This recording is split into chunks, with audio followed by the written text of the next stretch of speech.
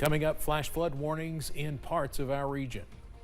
Dedicated to eastern and southern Kentucky, this is WYMT Mountain News at 11.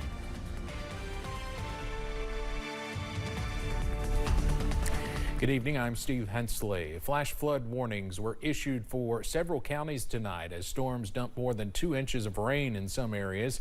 First Alert meteorologist Megan Dusmal has the very latest. Megan.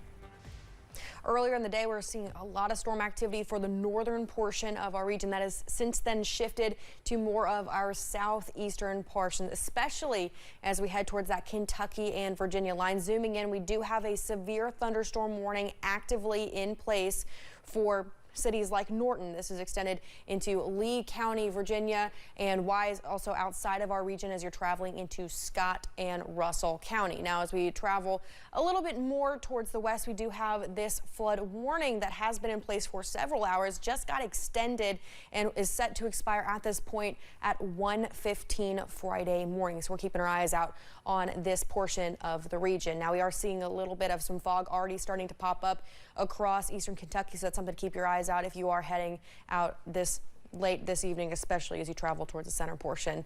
Those temperatures right now are sitting in the 70s across the region. Steve. Megan, thank you. The threat for torrential rainfall continues for the next few days. Flash flooding will be a concern with any storm that dumps significant rain. The heavy rain may catch you while you are driving. First Alert meteorologist Ben Beto spoke to a driving instructor to learn what to do if you find yourself driving in a downpour. Showers and storms over the next few days are going to be heavy rainmakers and may catch you while you're on the road. It's important to know what to do if you get put in that situation. One thing that needs to be done is make sure you are visible to other drivers. Make sure headlights are on, your lights are on, not just the running lights, because the running lights don't illuminate the back of the car. So make sure, even if it's daylight out, you're making sure headlights are on. Belcour says as soon as it starts raining, you need to react to it by slowing down and giving people more space. This time of year, it rains, that oil comes up, roads become slick. Then as it starts raining harder, then you start worrying about the pooling and everything like that. So really, once the rain starts, you need to start reacting to it. If you've been driving anywhere near Lexington, you know there is construction. Construction combined with heavy rain can be more dangerous. That's going to affect the drainage of the roadway. You know, that normal crown that's on the roadway that allows water to flow off to try to keep water off the roadway may be missing at that time. And if you come across standing water on a roadway, turn around, don't drown. Doesn't need to be that deep. You're only talking a few inches, and it can be, depending on how strong the current is, if it gets enough to get underneath your tires, then as soon as you lose that connection with the ground, you become a floating object. For WKYT, I'm Ben Meadows. Belcour says if you run into a situation where you are hydroplaning, do not hit the brakes. Lift off the gas instead, and also avoid using cruise control while it is raining. Well, 15 years ago today, a series of thunderstorms caused widespread flash flooding in Pike County. Officials say between 3 and 7 inches of rain fell across central portions of the county in just a few hours back on July 17, 2010. At least 2 deaths were blamed on the flooding. Cars were carried away and many homes were damaged or destroyed. FEMA approved millions of dollars for flood victims. We learned tonight one school district is pushing back its start date. The new first day of school in Knox County will be Monday, August 11th. This is due to ongoing HVAC projects. Officials say the delay will ensure a comfortable learning environment. Sunday's mass shooting in Lexington left behind multiple victims, including Randy Combs. He's still in the hospital recovering while also grieving the loss of his wife, Christina Combs. She and her mother, Beverly Gum, died at Richmond Road Baptist Church. Madison Carmouche talked to family members about how they are trying to move forward.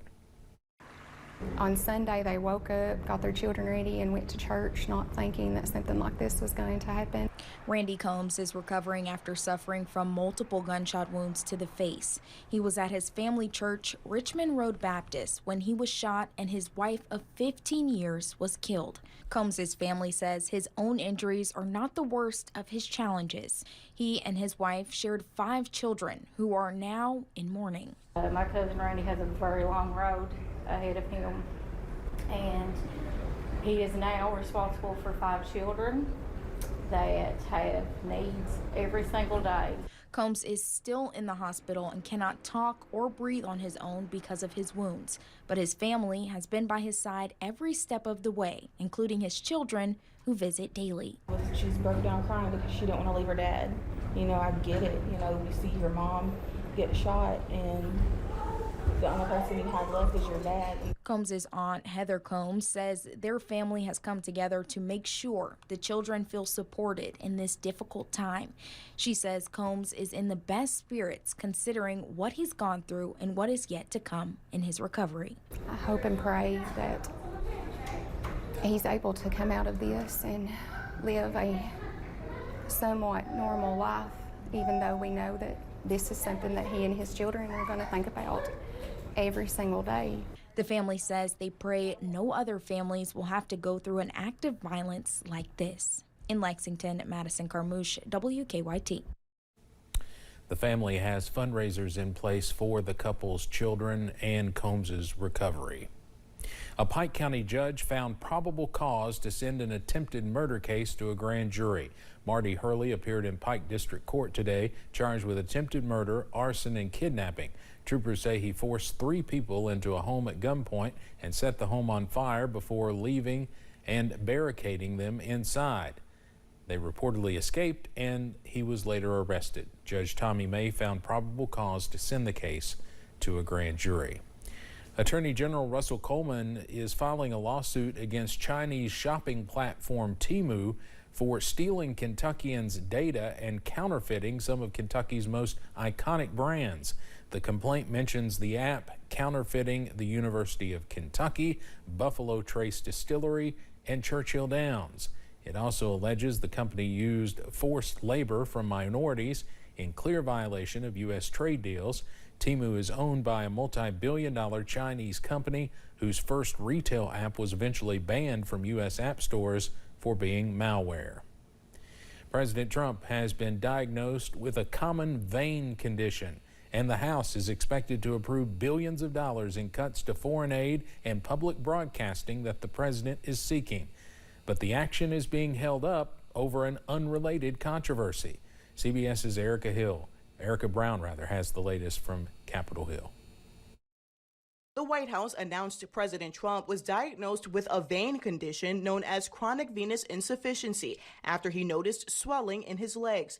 In a memo read by the press secretary, the president's physician said Trump underwent a thorough health examination and remains in excellent overall health. Importantly, there was no evidence of deep vein thrombosis or arterial disease. The condition, more common in older adults, occurs when veins in the legs struggle to bring blood back up to the heart. CBS News' Dr. John LaPook says there are ways to reduce its effects. You know, it's generally simple things like elevating your legs, having compression stockings, walking around, getting those muscles contracting. Here on Capitol Hill, the Republican-led House is working to pass President Trump's request to claw back about $9 billion in previously approved spending on foreign aid and public broadcasting. If this comes to pass, then we'll have to make some difficult decisions. The measure was in a holding pattern Thursday over files related to convicted sex offender Jeffrey Epstein as lawmakers push for more transparency. We obviously want the files released. We want every name that's on there to be held accountable. The House has faced a Friday deadline to pass the measure. Erica Brown at CBS News, Capitol Hill. If the House fails to pass the bill by Friday's deadline, then according to the 1974 budget law, the money must be unfrozen and spent as originally directed by Congress. Now, Kentucky Educational Television is set to lose millions in federal funding, and KET announced they will not cover the annual Fancy Farm political event as they've done for many years. The station could lose 14% of its $31 million budget. That's more than $4.3 million.